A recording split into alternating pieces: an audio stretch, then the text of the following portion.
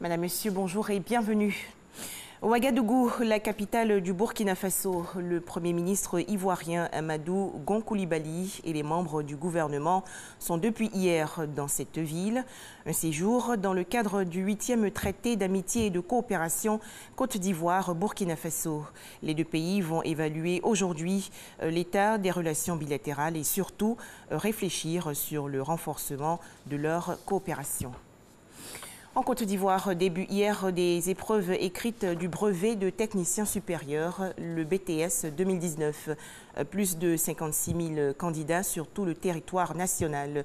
Malheureusement, un cas de tricherie a été constaté dans un centre d'examen dans la commune de Marcory. Nous allons revenir sur cette information dans nos prochaines éditions.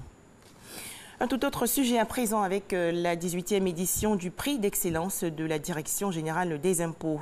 Les meilleurs agents de cette structure ont été récompensés récemment.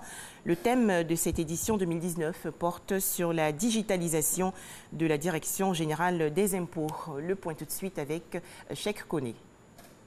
Il s'appelle Kwasi Kan Augustin. Il est administrateur des services financiers à la Direction générale des impôts de Tanda. Il est sacré meilleur agent de la Direction générale des impôts pour la 18e édition du prix d'excellence de cette régie financière. Je suis quand même content et je suis fier d'avoir reçu ce prix. Je crois que c'est juste un appel à l'effort continu. C'est ce que je retiens de cela. Plusieurs autres prix ont été décernés. Il s'agit des prix du meilleur agent des services techniques, du contrôle fiscal et des services administratifs. Contrairement aux éditions précédentes, le prix de l'innovation n'a pas été remporté.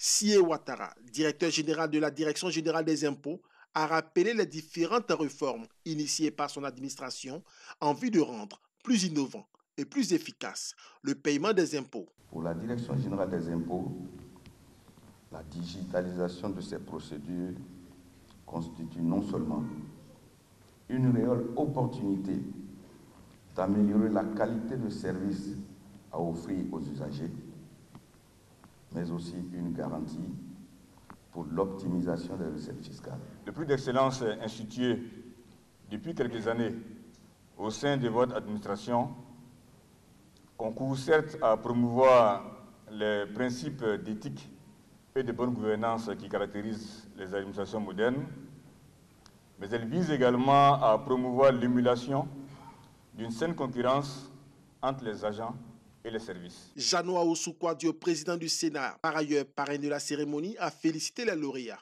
avant de les exhorter à plus d'engagement et plus de responsabilités dans les missions qui sont les leurs. Chers lauréats et récipiendaires du jour, je tiens à vous féliciter pour la qualité du travail que vous avez fourni et qui vous propulse au rang des agents qui seront dorénavant cités en exemple partout et particulièrement au sein de cette administration extrêmement exigeante qui regorge de nombreux hommes et de femmes talentueux. Continuez à travailler à l'amélioration de ce que vous savez faire afin de continuer à mériter la reconnaissance de votre hiérarchie et susciter une saine admiration auprès de vos collègues. Pour 2019, les objectifs de recettes assignés à la Direction générale des impôts sont fixés à 2513,4 milliards de francs CFA, soit une hausse de 374,4 milliards de francs CFA par rapport aux réalisations de 2018 qui s'élèvent à 2146,9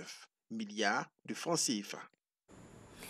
Au Soudan, alors que les négociations entre les généraux au pouvoir et les chefs de la contestation doivent reprendre aujourd'hui, 5 manifestants, dont 4 étudiants, ont été tués par balle hier lors d'un rassemblement dans la ville de El Obeid, dans la région centre du pays. Un couvre-feu nocturne a été imposé dans 4 villes du pays, dont justement El Obeid. Le Premier ministre britannique Boris Johnson a choisi hier l'Écosse pour l'un de ses tout premiers déplacements. Un choix qui n'est pas anodin car les ressortissants écossais se sont prononcés contre le Brexit lors du référendum de 2016. Des chiffres alarmants à présent, au moins 164 défenseurs de l'environnement se battant contre des projets miniers, forestiers ou agro-industriels ont été tués en 2018, selon le bilan annuel de l'organisation non gouvernementale Global Witness. Le document publié aujourd'hui souligne que d'innombrables autres ont été réduits au silence à travers le monde par la violence, l'intimidation ou l'utilisation de lois anti-manifestation. Enfin, au moins 52 détenus ont été tués lors d'une mutinerie dans une prison de Altamira, dans le nord du Brésil. Les autorités brésiliennes précisent que 16 d'entre eux avaient été décapités. Elles ajoutent qu'il s'agit d'un affrontement entre factions rivales. Voilà, merci de nous avoir suivis. Je vous retrouve avec beaucoup de plaisir à 13h.